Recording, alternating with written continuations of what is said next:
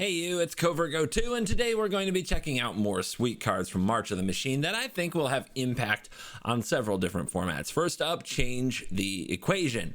1 and a blue, instant, choose one. Counter target spell with mana value 2 or less, or counter target red or green spell with mana value 6 or less. Yeah, it's a new modal, what they might call a hate cycle. It's just cards that like specifically target their enemy colors. Change the equation here being a blue card that has extra effect against red or green spells. What's important to note about these is the modal nature, the fact that they're not completely dead in other matchups where the opponent has no red or green spells, but they're extra good against an opponent that does have the enemies of the color that you are casting. Change the equation will be very good if red or greens become particularly powerful in the meta, and you can trade this up for something like a 4-drop. If this same card existed, but the card that was getting countered was a black card, it would right now be very meta busted because it could hit Sheoldred and invoke Despair. So it's important to keep an eye on this cycle, bringing us to Surge of Salvation. This is 1 and a white, instant, uncommon. You and permanents you control gain hexproof until end of turn. Prevent all damage that red or black sources would deal to creatures you control this turn. How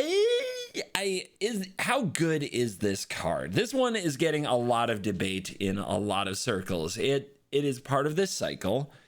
It does the thing where you and your permanents get hexproof.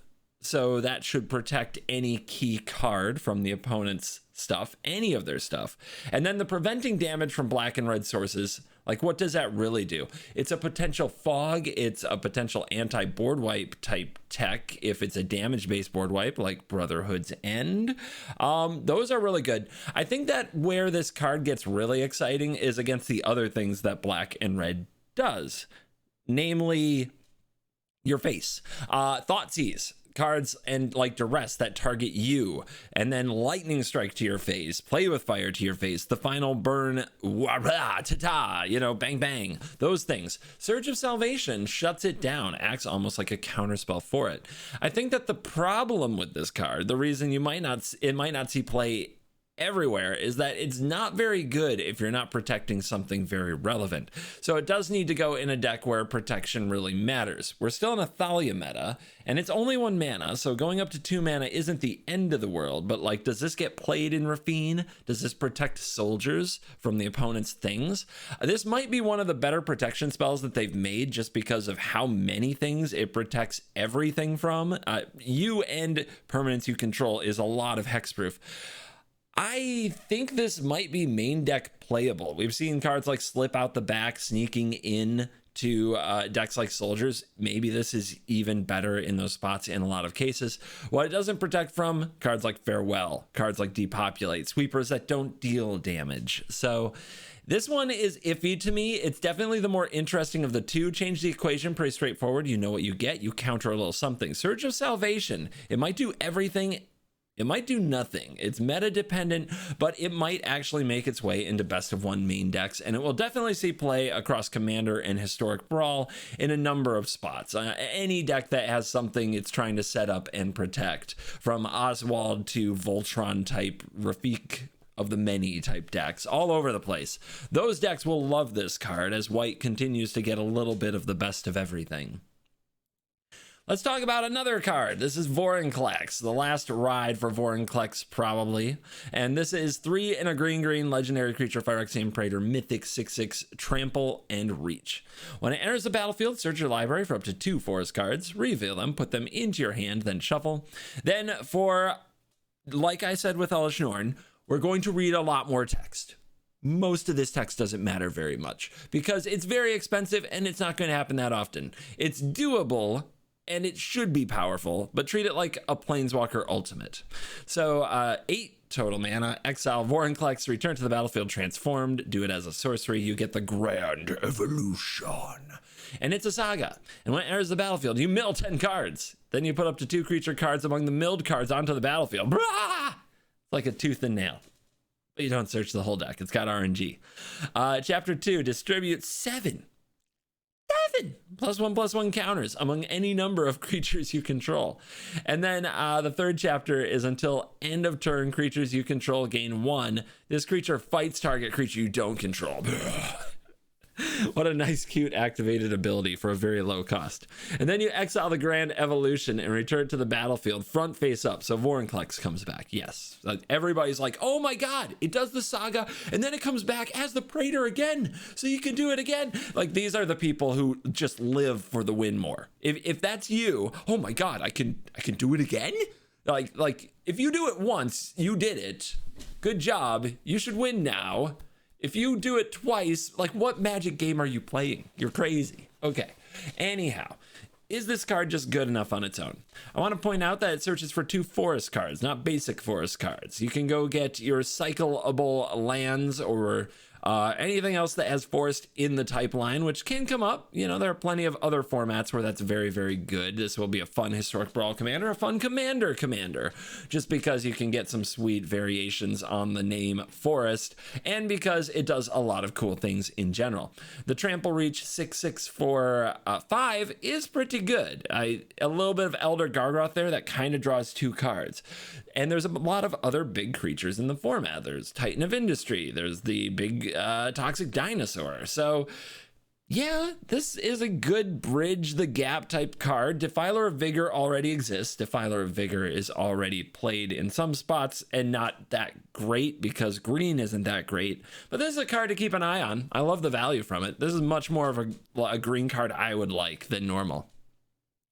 Next, we're going to cover a Yara, Widow of the Realm. We're going to give the Rakdos Sacrifice gamers something they're looking for. 1 and a black 3/3 legendary creature, Elf Noble Rare. Tap it, sacrifice another creature or artifact, and a Yara, Widow of the Realm, deals X damage to target opponent or battle. And you gain X life, where X is the sacrifice permanent's mana value. And then for 5 and a little hidden red mana there, a little Phyrexian red, you transform this into a Yara, Furnace Queen. And it's a 4/4 legendary creature, Phyrexian Elf Noble. And at the beginning of combat on your turn, return up to 1 target artifact or creature card from your graveyard to the battlefield. It gains haste, exile it at the beginning of the next end step. So it's potentially 5 to transform into this, which then gives you a reanimation jutsu on that turn for an artifact or creature, which is in line. We've seen Invoke Justice, you know, it's a 5 mana card. Other effects that do this are usually around 5 mana, so that makes sense.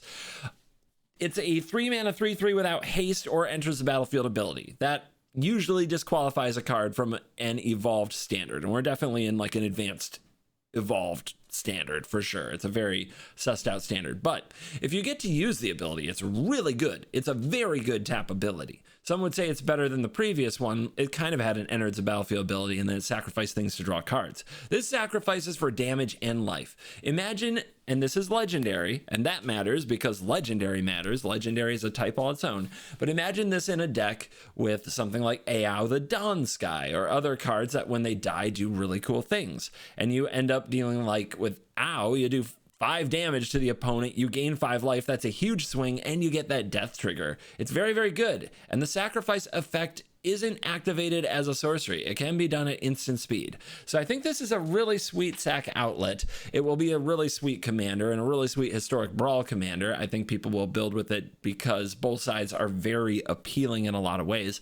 And it has the potential to have a small impact, I think, in standard and other constructed formats as like, you know, maybe like a 2 of in various legendary decks with a lot of cool dragons that have death triggers and things of that nature. Last card I'm going to cover today is Tribute to the World Tree. This is a green enchantment rare. Whenever a creature enters the battlefield under your control, draw a card if its power is 3 or greater.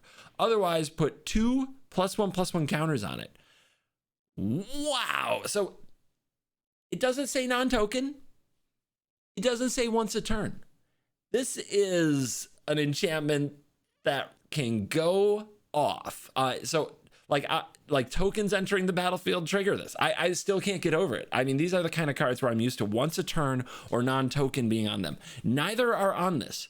So if you can find the time to play this enchantment and the opponent doesn't kill it, the amount of value you will gain for the rest of the game is crazy. The limitation is it's green, and in standard right now, green is pretty bad. There's no way to put it. Like they haven't done enough yet to convince me otherwise. Every set you're looking at it like, are you going to fix green? So far, no. But this card in a vacuum is really good. This card can probably see some play in the green devotion builds that are going around. Probably not as like a 4 of, but I mean, it does stack, but it just takes too much time off if you draw too many. But as 1 or 2 as just a gas machine, this is amazing. And then you get into Commander, where every deck that has enough green pips is going to want this because they run a lot of creatures. They need a lot of cards. So card draw is still on the menu for green. It still needs some really powerful rate creatures and something that removes something to be a standard force. But this card is going to be a multi-format player. And I am kind of amazed it exists in the way that it does. That's going to do it for today's review of some March of the Machine cards. Let me know in the comments what cards you think I should cover next and what cards you think are the best or anything you think I missed in this video. Thank you for watching. You are cool.